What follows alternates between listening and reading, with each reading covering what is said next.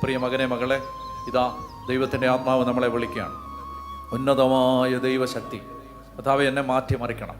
കർത്താവെ, എൻ്റെ ശരീരത്തിന്, എൻ്റെ ജഡത്തിന് കഴിയാത്തത് ആത്മാവെന്നിൽ ചെയ്യണം.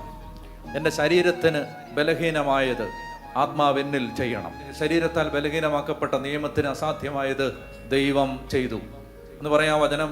ശരീരത്താൽ ബലഹീനമാക്കപ്പെട്ട നിയമത്തിന് അസാധ്യമായത് ദൈവം ചെയ്തു. പ്രിയ മകനെ, മകളെ, കണ്ണടച്ച് പ്രകാരം ഞാൻ പറയുന്ന വാക്കുകൾ കേൾക്കുക. ശരീരത്തിന് അസാധ്യമായത് ദൈവം ചെയ്യും. ഇപ്പൊ ഈ ശരീരം കൊണ്ട് ക്ഷമിക്കാൻ പറ്റുന്നില്ല. ഈ ശരീരത്തിന് അസാധ്യമാണത്, ദൈവം ചെയ്യും. ഇപ്പൊ ഈ ശരീരം കൊണ്ട് സഹിക്കാൻ പറ്റുന്നില്ല, ദൈവം ചെയ്യും. ഇപ്പൊ ഈ ശരീരം കൊണ്ട് സ്നേഹിക്കാൻ പറ്റുന്നില്ല, ദൈവം ചെയ്യും. ഇപ്പൊ ഈ ശരീരം കൊണ്ട് ദൈവം ആഗ്രഹിക്കുന്ന ഒരു ജീവിതം നയിക്കാൻ പറ്റുന്നില്ല, ദൈവം ചെയ്യും.